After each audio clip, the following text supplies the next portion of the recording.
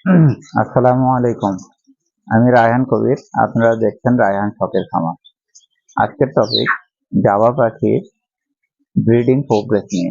আজকে আপনাদেরকে দেখাবো জাভা পাখির ব্রিডিংটা এখন শীতের সময় কেমন হচ্ছে।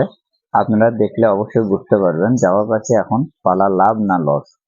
আর এটা নিয়েও কিছু কথা বলবো। এক ভিডিওতে আপনাদেরকে বক্সে আমি প্রোগ্রেসটা দেখানোর চেষ্টা করব।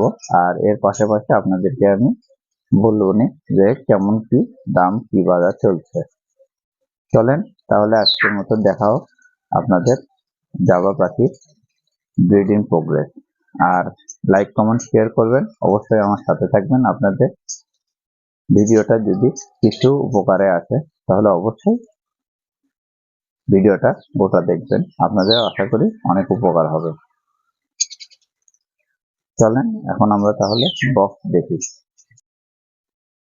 প্রথমে বলছি এই ভিডিওটা একটু হয়তোবা লম্বা হবে, কেননা এতগুলো বক্স যদি আমি সব ব্রিডিং দেখাতে চাই তাহলে অনেক জিনিসটা লম্বা হয়ে যাবে। প্রথমত আমার এটা হচ্ছে এই শীতের দ্বিতীয় ক্লাস। প্রথম শেড উঠে গেছে, ওরা বাচ্চা বের হয়ে চলে গেছে, এখন এরা দ্বিতীয়বারে সেকেন্ড টাইম ডিম দেওয়া শুরু করছে।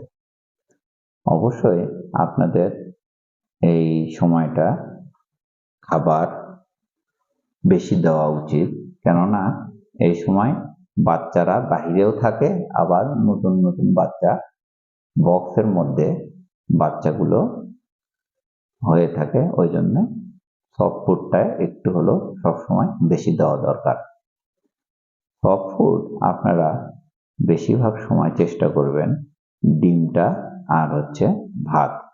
এই ডিমটা অতিরিক্ত যদি আপনারা দিতে পারেন তাহলে এদের বাচ্চাগুলোর গ্রোথটা খুব ভালো হয়। সেহেতু আপনাদের যা এমনি সময় আপনারা ডিম ভাত এগুলো আপনারা সফট ফুড দেন, এই সময় অনেক বেশি দেওয়া উচিত। সপ্তাহে অন্তত একদিন হালকা পরিমাণে হলেও শাক দেওয়া উচিত, যেরকম এখন শীতের সময় পাওয়া যায় পালং শাক। পালং শাকটা একটু গরম হয়, শীতের সময় পালং শাক দিলে এদের ব্রিডিংটা ভালো হয় আর এদের শরীরটা একটু গরম থাকে।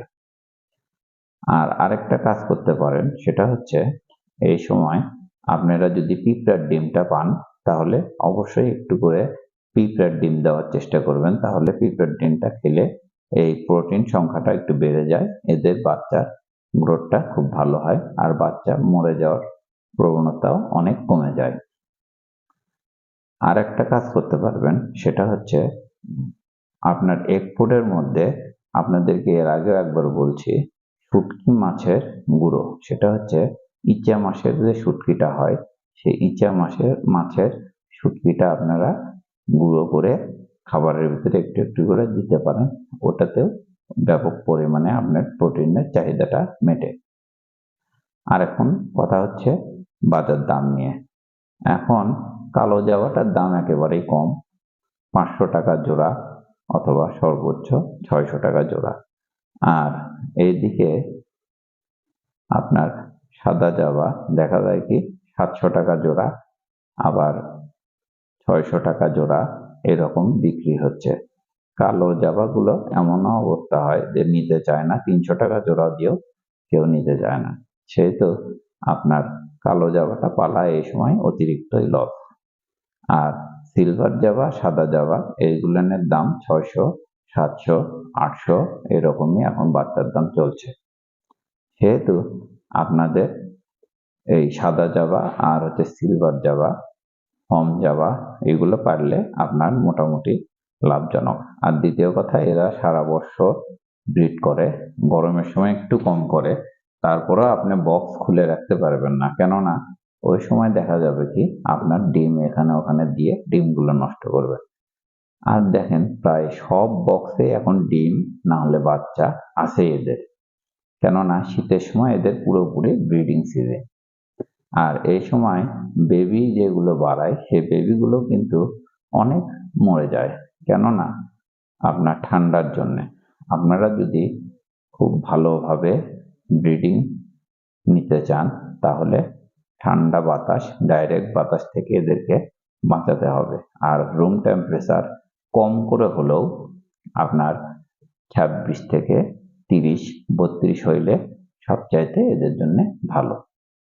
এটাই রাখতে হবে, তাহলে আপনার বাচ্চাগুলো মারা যাওয়ার সম্ভাবনা কমে যাবে। আর একটা সমস্যা, সেটা হচ্ছে এই সময় আপনার যেই কেজগুলো ঠান্ডা থেকে বাঁচানোর জন্য এটা একেবারে চারিদিক দিয়ে বন্ধ করে রাখা হয়। সেই জন্য এটাতে একটা গ্যাস হয়, আর এই গ্যাস হওয়ার জন্য অনেক পাখি মারা যায়। এই বাচ্চাটা দেখেন এই বক্সের ভিতরেই মারা গেছে। সেটা বড় কথা না, এরকম অনেক মারা যায়, কেননা অনেক পাখি হলে এই বাচ্চাগুলো এরকম অনেকই মারা যায়।